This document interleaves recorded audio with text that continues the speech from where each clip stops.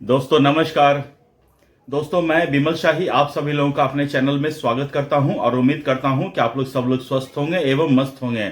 सभी राष्ट्रवादियों और सनातनियों से ये निवेदन रहेगा कि आप लोग मेरे चैनल को सब्सक्राइब कर लीजिए और वीडियो को लाइक एवं शेयर भी कीजिए। दोस्तों आज हम लोग बात करने जा रहे हैं कांग्रेस प्रेसिडेंट मल्लिकार्जुन खड़गे के बारे में। उन्होंने जो अभी एक जहरीला बयान मैं कह सकता हूं, उन्होंने जो बयान दिया है उसके बारे में बात करेंगे। तो वीडियो स्टार्ट करने से पहले आप पहले मल्लिकार्जुन खड़गे का वो जहरीला बयान आप सुन लीजिए, वो कह क्या रहे हैं। अगर कोई इस जहरीला सांप आपके सामने से गुजर रहा है और आप नमाज भी पढ़ रहे हैं, नमाज तोड़ के उस जहरीली सांप को मारना, ये कुरान में कहा है। और मैं यही कहूंगा, आपका नमाज तोड़ना है तो परवाह नहीं, ये जहरीला सांप है आरएसएस और बीजेपी, इसको अगर आप नहीं मारेंगे आप कभी बचेंगे नहीं। इसीलिए भाइयों, तो आप मेरे को जल्दी। तो दोस्तों जैसा कि आपने इस बयान को सुना, मल्लिकार्जुन खड़गे जो हैं किसी सभा को, चुनावी सभा को संबोधित कर रहे थे और उस चुनावी सभा को संबोधित करते करते मल्लिकार्जुन खड़गे को पता नहीं इस्लाम का इतना ज्यादा ज्ञान कहां से आ जाता है कि वो सीधा कुरान का रेफरेंस देने लग जाते हैं कि अगर कहीं जहरीला सांप मिले तो कुरान भी ये कहता है कि नमाज छोड़ के आप उस सांप को पहले मारो, और फिर कहते हैं कि ये आरएसएस और बीजेपी वाले एक जहरीला सांप है, इनको मारो। तो मुझे लगता है कि मल्लिकार्जुन खड़गे अपने जीवन के उस पड़ाव पर पहुंच चुके हैं जहां आदमी सठिया जाता है। मैं नहीं जानता हूं मेरे इस वीडियो के बनने के बाद लोगों तक ये वीडियो पहुंचेगा, लोगों का रिएक्शन क्या होगा। हो सकता है मेरे खिलाफ कोई एसटीएससी में मामले में केस भी दर्ज हो जाए।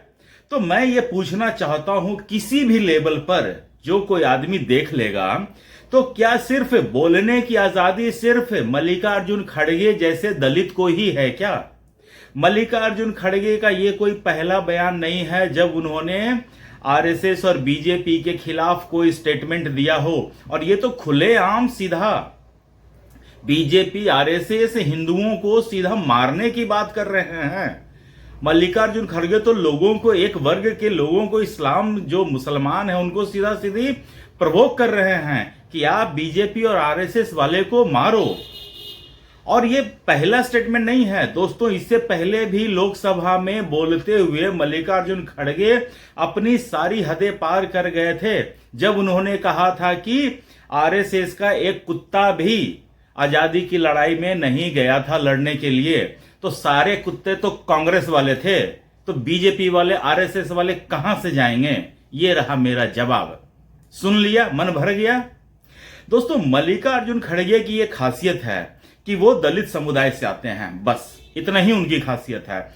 उनका कितना बड़ा कद है राजनीति में ये हम आप लोग के ऊपर छोड़ते हैं। आप लोग कमेंट करके बताइए कि मल्लिकार्जुन खड़गे की राजनीतिक सफलता कोई तो पैमाना होता होगा कि हां अपने दम पे मल्लिकार्जुन खड़गे ने ये चुनाव जितवाया हो।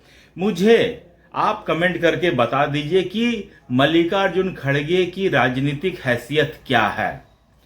एज ए कांग्रेस प्रेसिडेंट भी मुझे लगता है कि खड़गे जी की कोई खास हैसियत नहीं है। मुझे याद है 2014 था या 19 था या 24 का चुनाव था जब राहुल गांधी अपना नॉमिनेशन भर रहे थे या प्रियंका गांधी अपना नॉमिनेशन भर रही थी, कांग्रेस प्रेसिडेंट मल्लिकार्जुन खड़गे को उस कमरे में घुसने नहीं दिया गया था। कमरा हल्का सा खुला हुआ था इतना, और मल्लिकार्जुन कांग्रेस में एक अछूत की तरह वहां खिड़की से इतना थोड़ा सा जगह से झांक रहे थे। ये है मल्लिकार्जुन खड़गे की कांग्रेस में हैसियत। और जब मल्लिकार्जुन खड़गे इस तरह का कोई बयान दे देते हैं और उसके खिलाफ जब भारतीय जनता पार्टी हो या आरएसएस वाला जब कोई रिस्पॉन्ड करता है तो मल्लिकार्जुन एसटी एससी का टैग लेके ढाल लेके खड़े हो जाते हैं कि भैया देखो दलित के ऊपर ये लोग अटैक कर रहा है, एक दलित के ऊपर अटैक कर रहा है।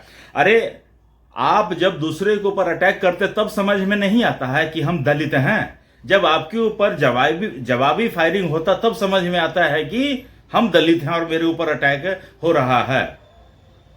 दोस्तों ये पूरा का पूरा मल्लिकार्जुन खड़गे जो है ये आदमी अब मुझे लगता है दिमागी रूप से अस्थिर हो चुका है। इसकी इतनी हैसियत नहीं है कि ये कोई चुनाव जिता सके।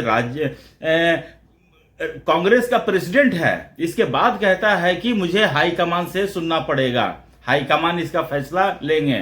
तो भाई प्रेसिडेंट का फिर काम क्या है? जब तुम हाईकमान हो ही नहीं तो फिर काहे का प्रेसिडेंट है?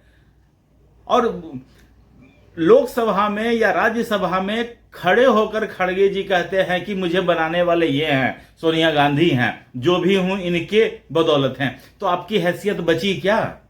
आपकी हैसियत सिर्फ कांग्रेस वाले, आपकी हैसियत क्या सिर्फ बीजेपी और आरएसएस वाले को गाली देकर ही आपकी हैसियत है क्या? और मल्लिकार्जुन खड़गे ने अपनी जो ये बेवकूफी है, अपने जो ये घटियापन है, वो उन्होंने अपने तक सीमित नहीं रखा है, अपने बेटे को भी ट्रांसफर किया है। जिन जो है सही जगह ट्रांसफर हुआ है, उनके बेटे ने भी हिंदुज्म के बारे में बहुत गलत स्टेटमेंट दे रखा है। आप उनका बेटे का स्टेटमेंट देख लीजिए। उनके बेटे का नाम है प्रियांक खड़गे। आप सुनिए वो क्या क्या बोलते हैं। आपको यूट्यूब पे सारा वीडियो आपको मिल जाएगा। तो मैं ये पूछना चाहता हूं कि मल्लिकार्जुन खड़गे आखिर कब तक इस देश में बोलने की स्वतंत्रता सिर्फ मल्लिकार्जुन खड़गे जैसे लोगों को ही है क्या? कि आप कुछ भी किसी को मरवाने के लिए बयान दे देंगे क्या? अगर कल को हिंसा भड़क जाती है, अगर उनके इस बयान पे लोग आरएसएस वाले को, बीजेपी वाले को मारना स्टार्ट कर देते हैं, तो क्या खड़गे जी इसकी रिस्पॉन्सिबिलिटी लेंगे क्या? अभी एक केरला में उन्होंने बयान दिया है कि गुजरात वाले अनपढ़ हैं इसलिए वो बीजेपी को जिता देते हैं, आप केरला वाले समझदार हैं इसलिए आप बीजेपी को नहीं जिताते हैं। अरे केरला वाले समझदार हैं तो कांग्रेस को कहां है? वो 10 साल से तो बाहर है सत्ता से। तो इनको ये नहीं पता है कि किनके खिलाफ हमको लड़ना है। वहां पर सरकार, केरला में सरकार है लेफ्ट वालों की, उनको बोलना है लेफ्ट वालों के अगेंस्ट, लेकिन वो वहां जाकर बीजेपी के खिलाफ बोलते हैं। तो मल्लिकार्जुन खड़गे जैसे लोग जो हैं वो आंतरिक रूप से इस्लामिस्ट ही हैं, आंतरिक रूप से मुसलमान ही हैं। उनको ये मतलब नहीं है कि मेरा पार्टी जीतना चाहिए, उनको ये मतलब है कि बीजेपी नहीं आना चाहिए सत्ता में। आप पश्चिम बंगाल में भी देखिए, मल्लिकार्जुन खड़गे पश्चिम बंगाल पहुंच जाते हैं, उनको पता ही नहीं है पश्चिम बंगाल में किसकी सरकार है। आप गए हैं वहां लड़ने के लिए, आप वहां 50 साल से सत्ता में नहीं हैं, आप वहां लड़ने के लिए गए हैं, तो जो सत्ताधारी पार्टी है सवाल उससे ना पूछोगे? मल्लिकार्जुन खड़गे वहां बीजेपी से सवाल पूछ रहे हैं। तो मल्लिकार्जुन खड़गे का जब दिमागी संतुलन सही है ही नहीं, तो ऐसे नेता को तो राजनीति में पहली बात है कि आना ही नहीं चाहिए। और आप राजनीति में रह के आप बीजेपी और आरएसएस को मरने मारने की बात करते हैं। खड़गे साहब, आपको अगर कोई इस तरह बोलेगा कि तुमको हम मार देंगे, मारने की बात करेंगे, तो आप तुरंत एसटी एससी का ढाल लेके खड़े हो जाओगे कि बीजेपी वाले डरा रहे हैं, आरएसएस वाले डरा रहे हैं, हम दलित हैं, हम एसटी हैं, हम एससी हैं, सारा आपका ख्याल आ जाएगा। दोस्तों, मुझे लगता है कि इस देश में नियमों में कुछ परिवर्तन होना चाहिए।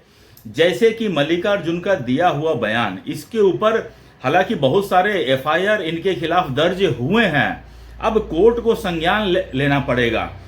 दरअसल मामला क्या है ना कि चुनाव के दौरान दिए गए भाषणों का कोर्ट संज्ञान लेता नहीं है। उनको लगता है कि चुनावी आवेश में लोग इस तरह की बातें बोल जाते हैं। लेकिन मल्लिकार्जुन खड़गे का ये जो जहरीला बयान है, ये बहुत ही खतरनाक है। दोस्तों, आप देखिए, आप किसी की राजनीति के बारे में अगर कुछ बोलना है तो आप बोलिए ना कि हाँ, आपको बीजेपी की नीतियों से दिक्कत है, बीजेपी का जो एजेंडा है उससे दिक्कत है। लेकिन आप बीजेपी के लोग, आरएसएस के लोग भी इसी देश वाले हैं, भारत के ही निवासी हैं, और आप उनको मारने के लिए कहते हैं कि नमाज छोड़ो, पहले उनको मारो। ये जहरीले लोग हैं। तो कोर्ट को स्वतः संज्ञान लेना चाहिए। इस तरह के मामले में किसी भी तरह का कोई ढील बरतनी नहीं चाहिए। और सबसे बड़ा तो मैं मोदी जी को बोलता हूं, मोदी जी आप जो है ना इतना ज्यादा सही बनने की कोशिश मत कीजिए। आपको क्या लगता है सही बनने की कोशिश करेंगे तो आपको मल्लिकार्जुन खड़गे कभी आपको एक दिन का खाना दे देंगे क्या? आपको गाली ही देंगे। लेकिन बीजेपी वालों को जो है ना ये बहुत खराब आदत है कि सत्ता में आने के बाद जो है ना वो दूसरों की गुडबुक में, जो उनके खिलाफ, जो उनको विरोधी है ना, उनके गुडबुक में आने के लिए बहुत प्रयास करते हैं। मोदी की भी मैं आदत देख रहा हूं ये कि अपने लोगों के बीमार होने पर वो फोन करते हैं या नहीं पता नहीं, लेकिन अगर विरोधी में कोई अगर मतलब कि बीमार होता है या किसी तरह की घटना घटती है तो मोदी जी फोन करते हैं ताकि उनके गुडबुक में हम आ सकें। तो ये मोदी जी का अपना कार्यशैली है। लेकिन आदमी को कभी कभी ये सोचना चाहिए कि हम किसके लिए कर रहे हैं। जो आपके इतने जो समर्थक आपके इतने हैं उनको मारने की बात कर रहा है, आपको मारने की बात कर रहा तो समझ में आता है, लेकिन आपके समर्थकों को मारने की बात कर रहा है, उसके बाद आप उसके लिए इतने अच्छे अच्छे शब्दों का प्रयोग करेंगे, मुझे नहीं लगता ये किसी भी हालत में सही है। तो मल्लिकार्जुन खड़गे को अपनी बदजुबानी पर, अपने जुबान पर लगाम लगाने की जरूरत है, वरना उसके लिए तो बीजेपी आरएसएस वाले केस किए ही हैं। अब फिर देखिएगा दलित चेहरा खेलेंगे, दलित कार्ड खेलेंगे, एसटी एससी वाला कार्ड खेलेंगे, यही काम तो बच गया है। तो दोस्तों आप मुझे कमेंट करके बताइए कि आपको क्या लगता है कि मल्लिकार्जुन कब तक और कितना एसटी एससी या दलित होने का फायदा उठाते फिरेंगे और आरएसएस बीजेपी हिंदूज के लिए इस तरह के जहरीले बयान देते रहेंगे। तब तक आप लोग अपना ख्याल रखिए, स्वस्थ रहिए, मस्त रहिए और अपना ख्याल रखिए। नमस्ते, बाय।